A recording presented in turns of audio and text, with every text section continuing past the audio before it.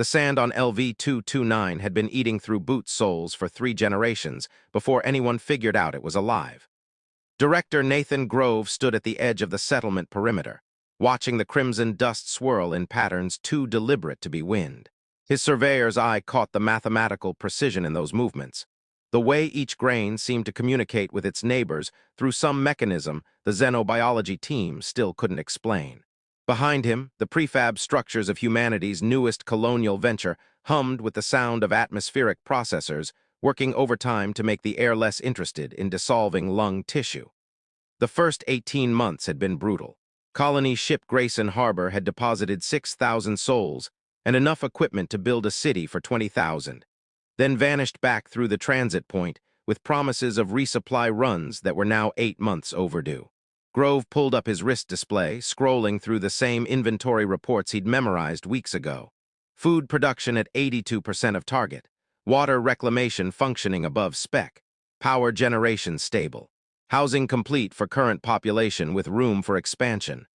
Everything looked perfect on paper, which meant they were probably 6 weeks from catastrophe. The Vryn had made first contact during month 4, their ships appearing in orbit without warning or preamble.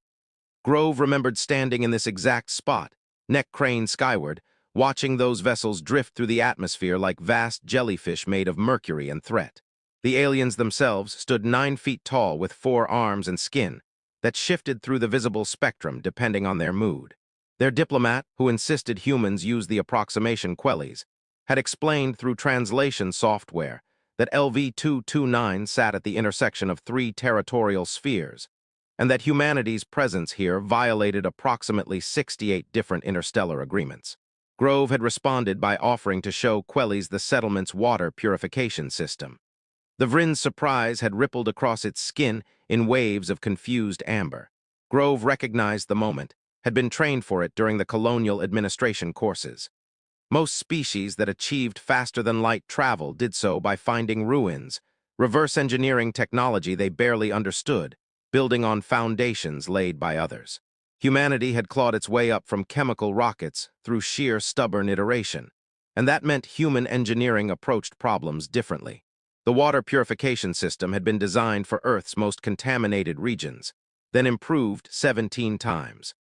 On LV-229, it could process the native water supply that contained silicate-based microorganisms hostile to every other known form of biology. Quellies had observed the demonstration in silence, its skin cycling through colors that the translation program couldn't interpret. Then it had asked to see the agricultural domes. Grove had built his strategy around that reaction.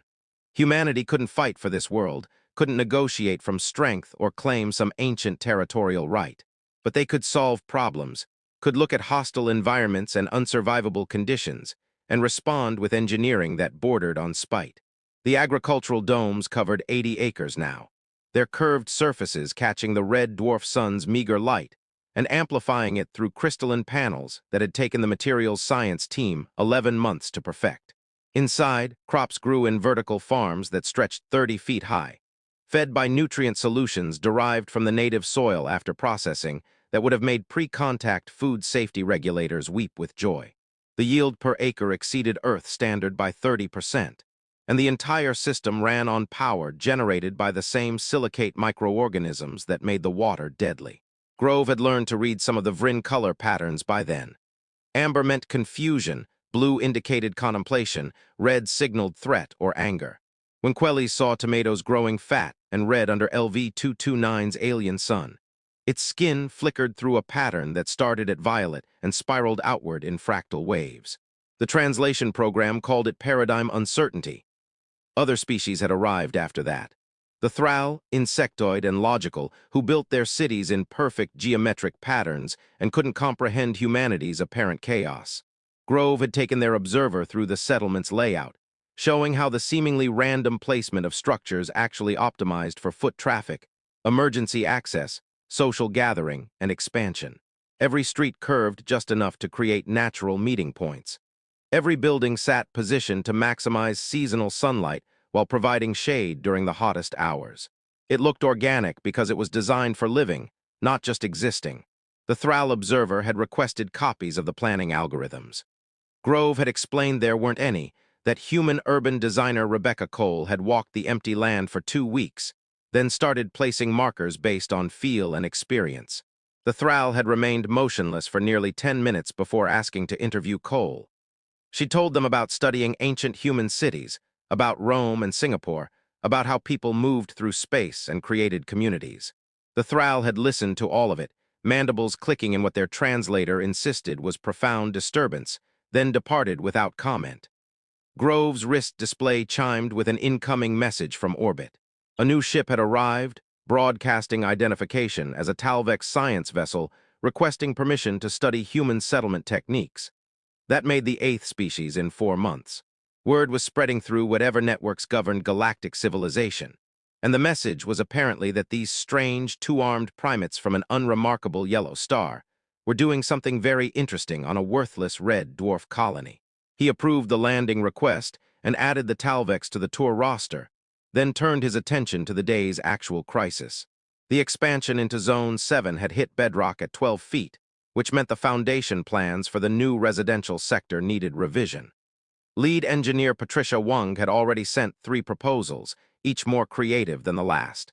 The third option suggested using the bedrock as an advantage, building down instead of up, creating a temperature-controlled subterranean district that would require minimal climate conditioning. Grove approved it immediately and forwarded the plans to the construction teams. This was how they worked now, turning obstacles into opportunities with enough velocity that problems rarely had time to become disasters. Resource shortage became recycling innovation. Equipment failure became a chance to improve the design. The settlement had developed a rhythm, a momentum that fed on challenges. The Talvex arrived 6 hours later, their ship settling onto the landing pad with precision that suggested either excellent piloting or exceptional automation. Probably both. The species themselves were roughly humanoid, shorter and broader, with bioluminescent patches that pulsed in complex patterns along their arms and necks. Their lead researcher introduced herself as Velmara through a translation device that sounded better than most human text-to-speech software. Grove offered the standard tour, starting with water purification because it always made an impression. Velmara observed everything with an intensity that her glowing patterns emphasized, asking questions that cut straight to the engineering challenges rather than dancing around diplomatic niceties. She wanted to know failure rates, system redundancies, how humanity had adapted Earth-design technology to alien conditions. Grove answered honestly, including the parts where they'd guessed wrong and had to rebuild entire systems from scratch. The agricultural domes earned the same paradigm uncertainty response as always. Velmara spent nearly an hour examining the nutrient delivery systems, her bioluminescence flickering through patterns that Grove's increasingly educated eye interpreted as rapid calculation. When she finally spoke, her question surprised him. "You share this?" The translation carried undertones the software labeled as skepticism and hope. "Other species could use these techniques?" Grove had been expecting this question for months, had discussed it endlessly with the Colony Council.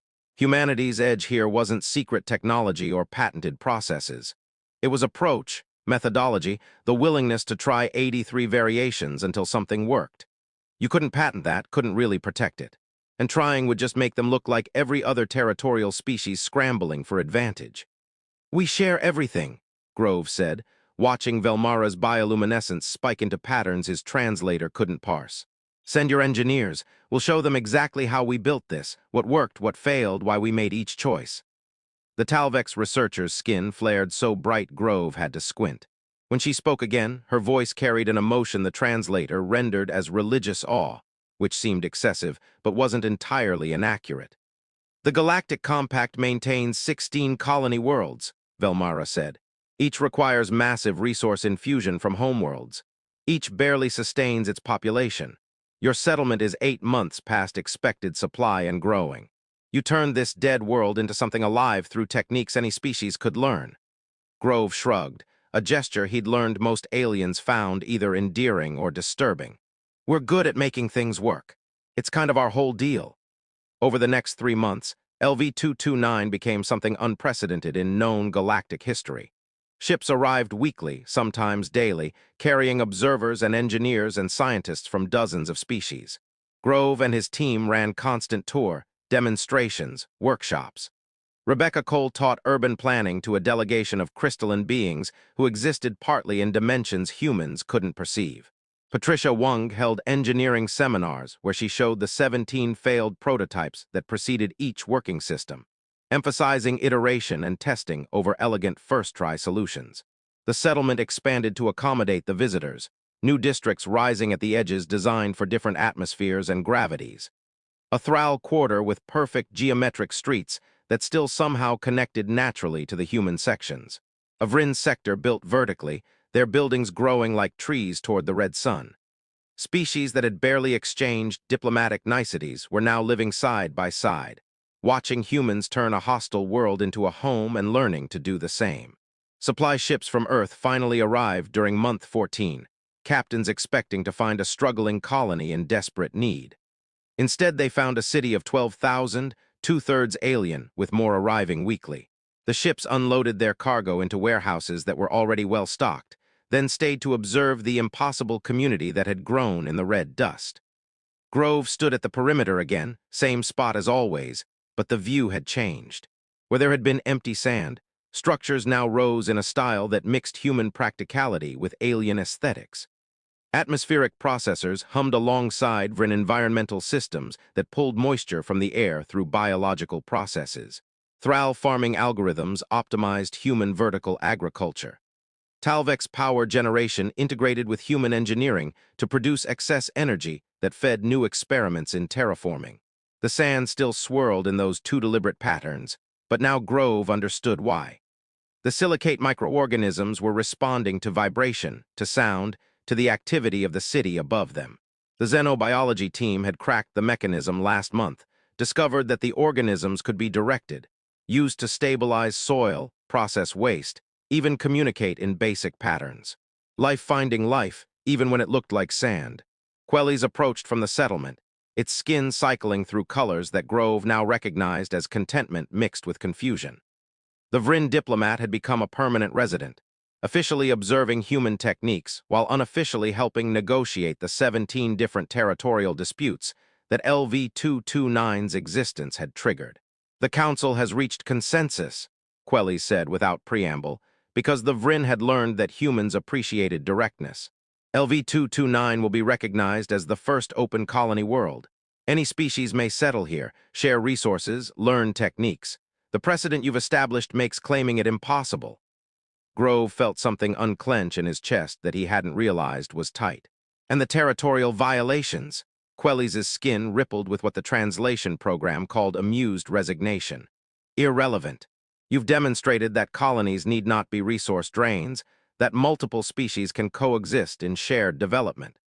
The old models assumed scarcity and competition. You built abundance and cooperation. We just built a city, Grove said. Used what we had, solved problems as they came up, shared what worked. Yes, Quelli's agreed, and its skin flickered through that paradigm uncertainty pattern again. That is what makes it revolutionary. More ships arrived in the following weeks, not observers now but settlers. Species Grove had never heard of, coming to build their own districts, to learn human techniques and teach their own. The city grew in waves, each new section different from the last but somehow cohesive, united by the underlying principle that problems existed to be solved and solutions existed to be shared. The Colony Council expanded to accommodate representatives from each species, meetings that ran long and chaotic as different modes of communication and decision-making collided.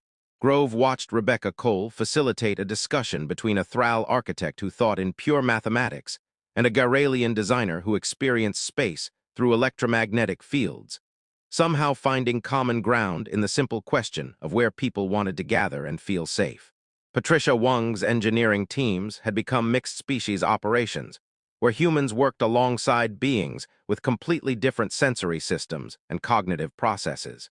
They developed a hybrid technical language that transcended translation software, built on shared understanding of physical principles and the universal frustration of things not working the first time. Grove observed a training session where Wong demonstrated the correct human reaction to catastrophic system failure, which involved profanity, recalibration, and immediate attempts at alternative solutions. The alien engineers adopted all three elements with enthusiasm. The agricultural domes expanded under mixed management, combining human vertical farming with Thral optimization, Vrin biological engineering, and Talvex energy systems.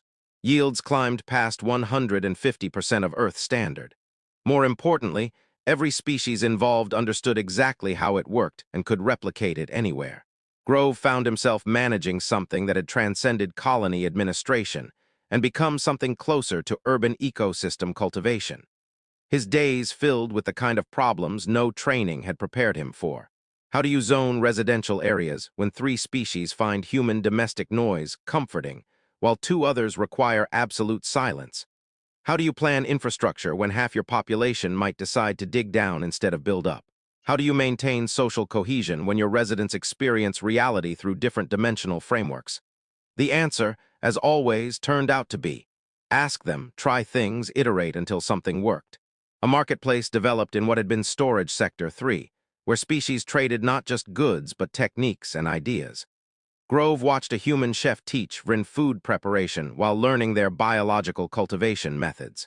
A Thral mathematician held court explaining the elegant proofs underlying city infrastructure, while human engineers showed them the ugly, pragmatic solutions that actually got built in the field. Talvex musicians performed alongside human bands, their bioluminescent displays providing visuals that synced with audio frequencies in ways that created entirely new art forms. By month 18, LV-229 had a population 15,000 spread across 32 species, with more arriving weekly. The settlement had become a city and then transformed into something that the galaxy had never seen. Earth wanted to call it humanity's greatest colony. The Vrin called it the first shared world. The Thral designated it an optimal solution to previously intractable problems. The Talvex composed songs about it that translated poorly but conveyed something about hope and practical engineering existing in the same space. Grove just called it home. Standing at his usual spot on the perimeter, watching the city lights push back the red dwarf's dim glow, he pulled up the resource reports one more time. Food production at 168% of target. Water reclamation operating above spec. Power generation stable with significant excess capacity. Housing complete for current population with aggressive expansion ongoing. Everything looked perfect on paper, and for once, that actually matched reality. The sand still moved in its deliberate patterns, the silicate microorganisms responding to the vibrations of 15,000 lives being lived above them. Somewhere in the agricultural domes, crops were growing in soil that had been toxic 18 months ago. In the mixed species quarters, beings who had never met before humanity arrived were building communities together. In engineering labs, hybrid teams were solving problems that no single species had been able to crack alone. Rebecca Cole joined him at the perimeter, her tablet displaying plans for the next expansion phase. Zones 15 through 20 would house another 6,000, designed from the ground up as mixed-species districts where the architecture itself would facilitate cooperation. She'd been working with representatives from every resident species, combining their input into something that somehow felt coherent despite being impossible. "You ever think about what this looks like from the outside?" she asked, gesturing toward the city behind them. 16 colony worlds that barely function, then humans show up, and in 2 years we've got this. "I think it looks like we're really good at making things work," Grove said. "And we're better at teaching than we thought we were." "It's going to spread," Cole said, and her voice carried certainty. "Every species here is going to take these techniques home. In 10 years, 20, the whole galaxy is going to be building like this." Grove considered that, watching the lights of a dozen different architectural styles blend into a cohesive whole. Humanity hadn't conquered this world, hadn't dominated it or claimed it as empire. They'd just shown up with engineering principles and a willingness to share, and somehow that had been enough to change everything. "Good," he said finally. "Let it spread. The universe has enough space for everyone if we're smart about using it." Patricia Wung emerged from the nearest dome, her coveralls stained with the red dust that still got everywhere despite increasingly sophisticated filtration.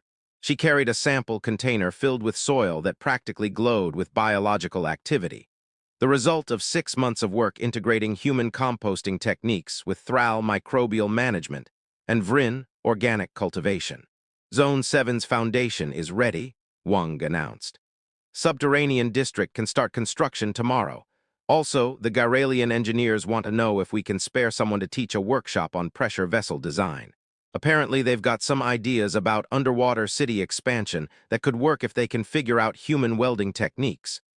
Grove approved both without hesitation, adding the workshop to a schedule that had become less planned and more controlled chaos. That was fine.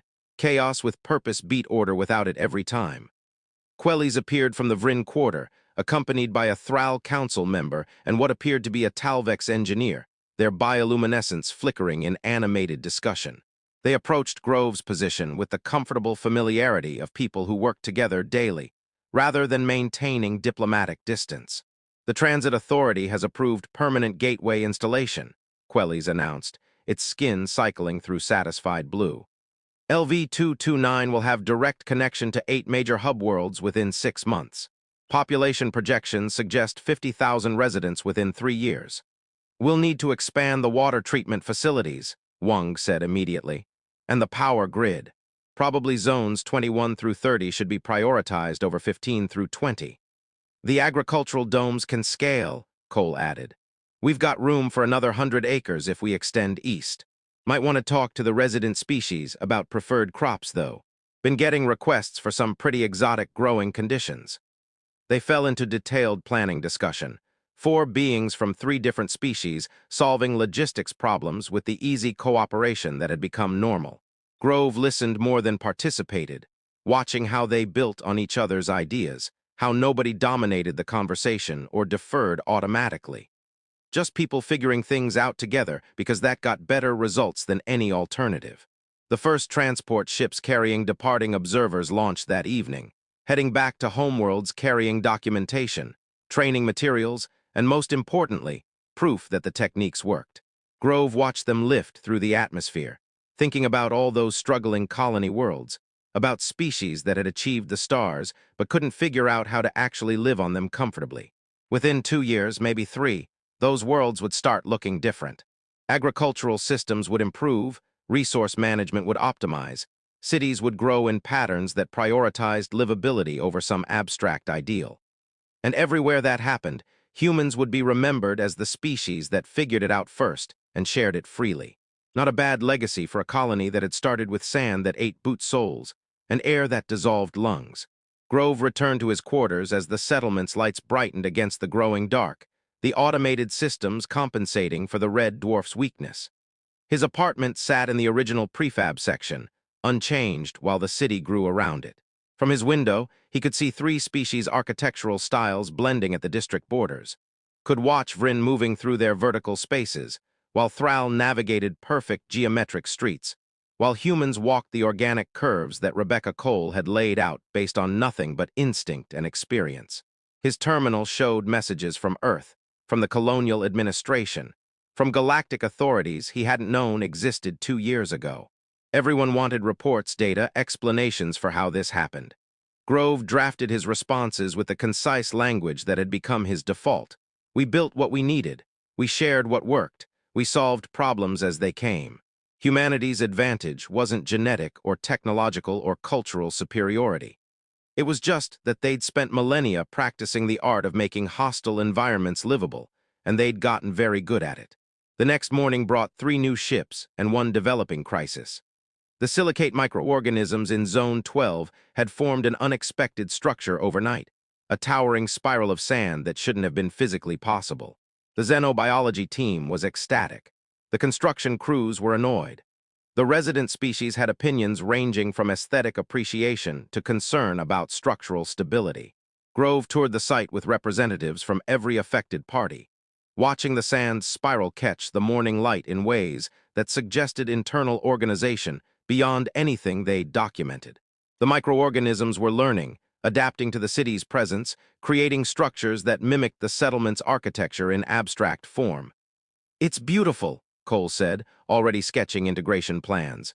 "We could build around it, make it a central feature of Zone 12. Natural art installation created by the world itself."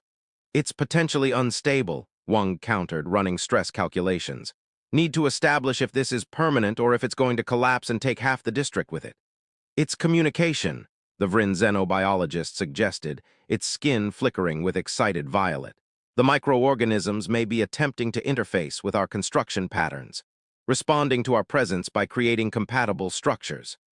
They spent 4 hours examining the spiral, testing, measuring, debating. In the end, they established monitoring systems, drafted contingency plans, and decided to incorporate the structure into Zone 12's design with appropriate safeguards.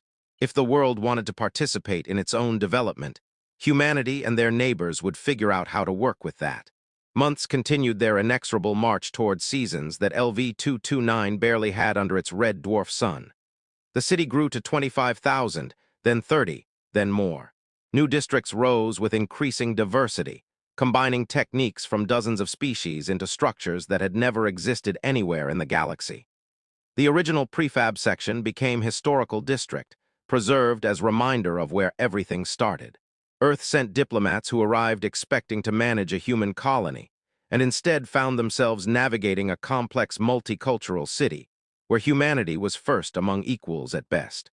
They adapted or left, and the ones who stayed learned to appreciate the distinction between leading and enabling.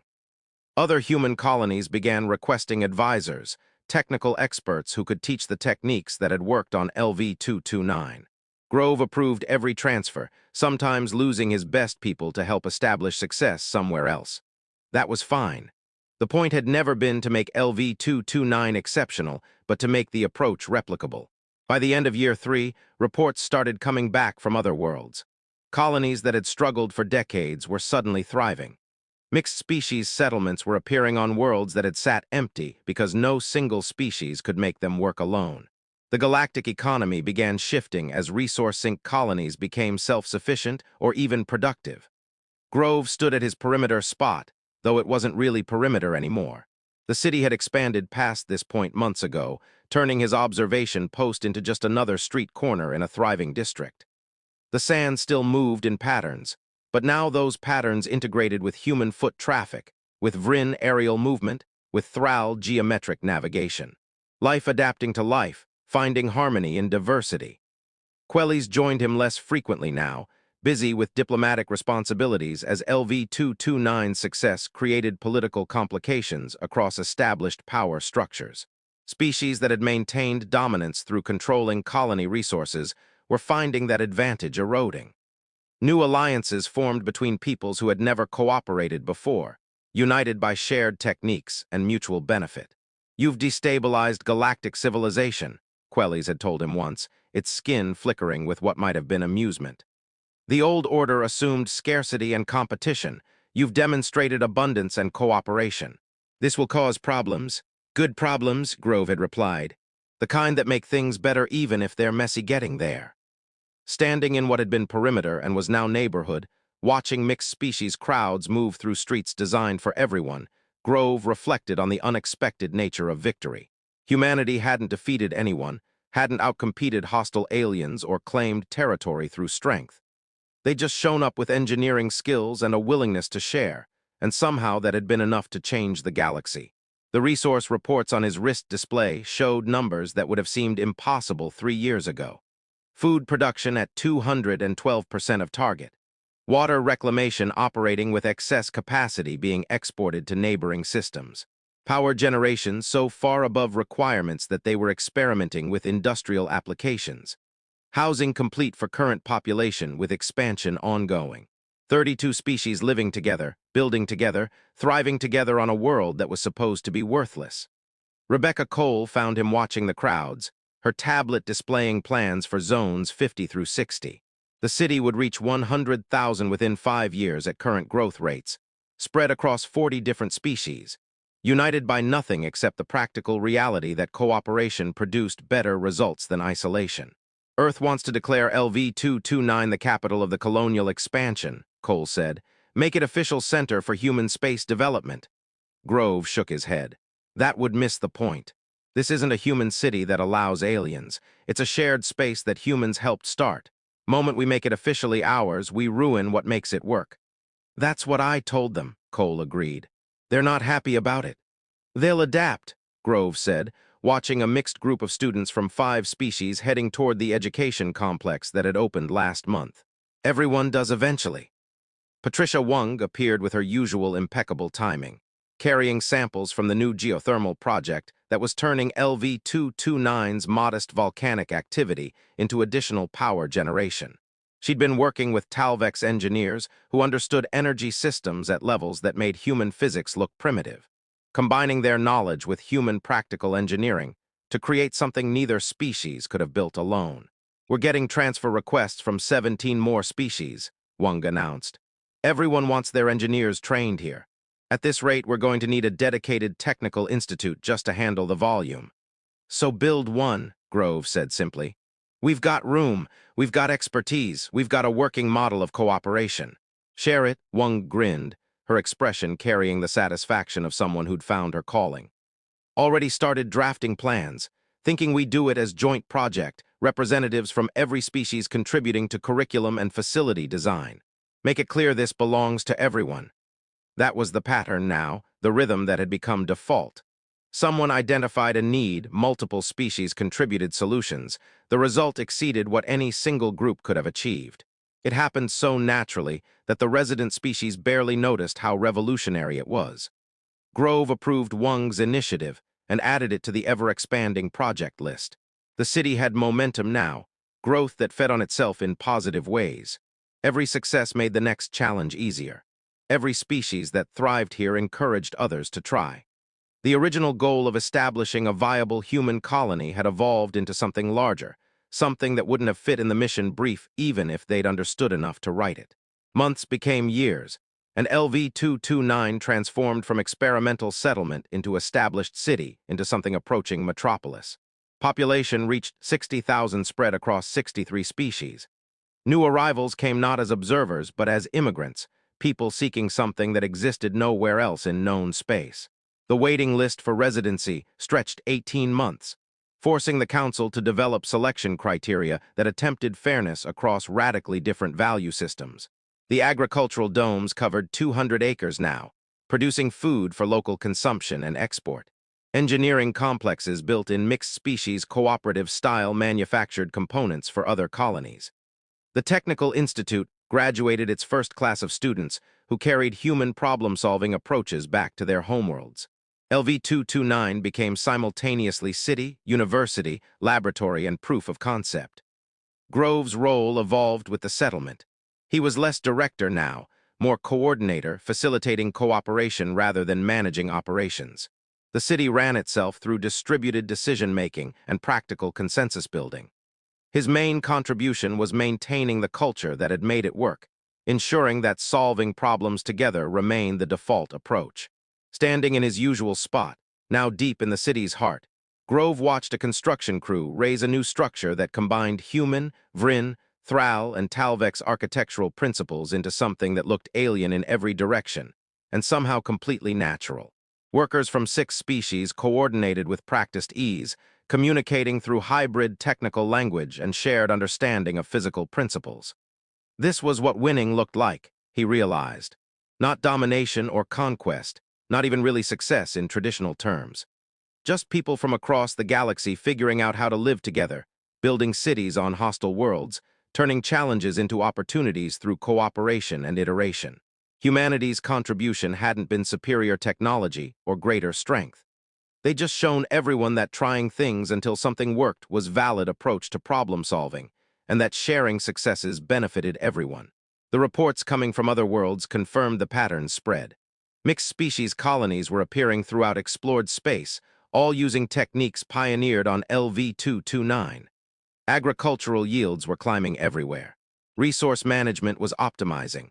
The galactic economy was restructuring around cooperation rather than competition.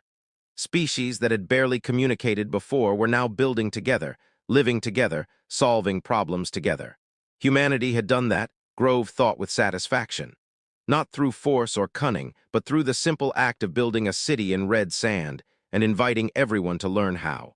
Quelly's appeared one final time, its skin cycling through colors that Grove had learned to interpret as nostalgic reflection. The Vrin diplomat had been promoted to ambassador for something called the Cooperative Colonies Initiative, a new political structure forming around the principles established here. "We're establishing 10 more shared worlds," Quelly said, "modeling them on LV-229's development. Each will have human advisors helping initiate cooperation, then stepping back as mixed governance develops. Your species has created the template for galactic civilization's next evolution. "We just built a city," Grove replied, the phrase that had become his standard response to grand proclamations. Everything else was just solving problems as they came up. "Yes," Quellis agreed, and its skin flickered through that paradigm uncertainty pattern one last time. "That is precisely what makes it revolutionary."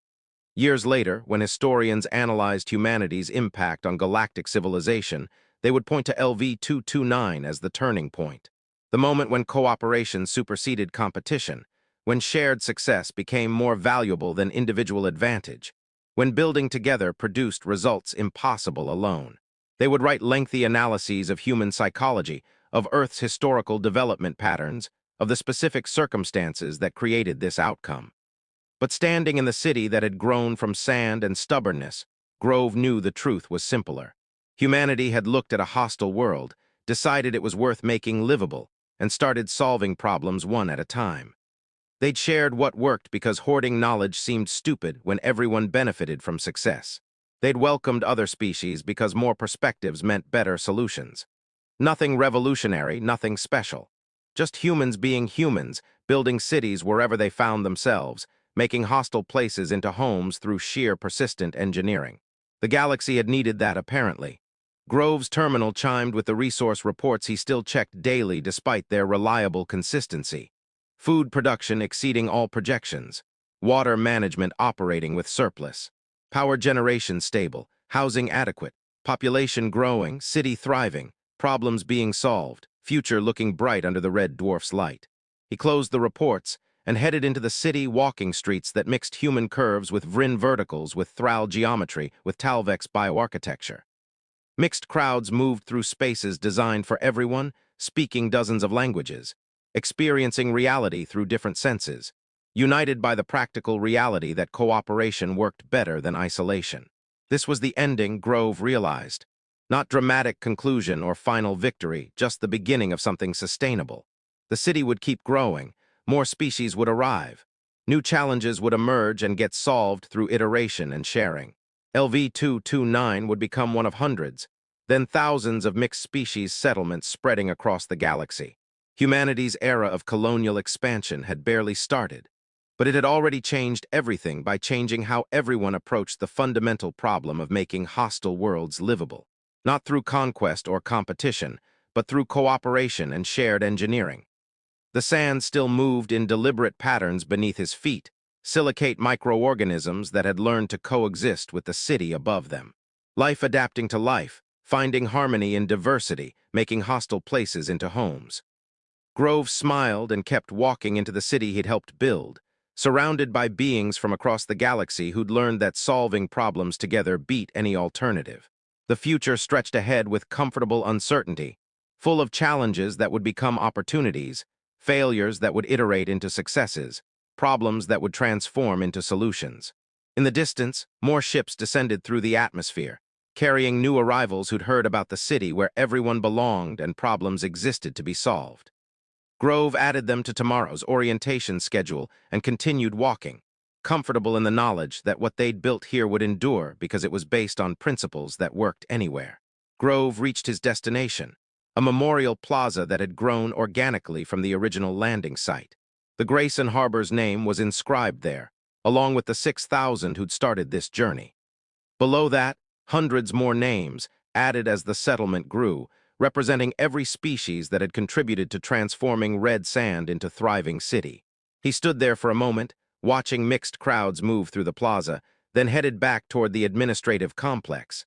Tomorrow would bring new challenges, new species, new problems to solve. But tonight the city hummed with the sound of thousands of beings building a future together. That was enough. That was everything. And that was all that was needed.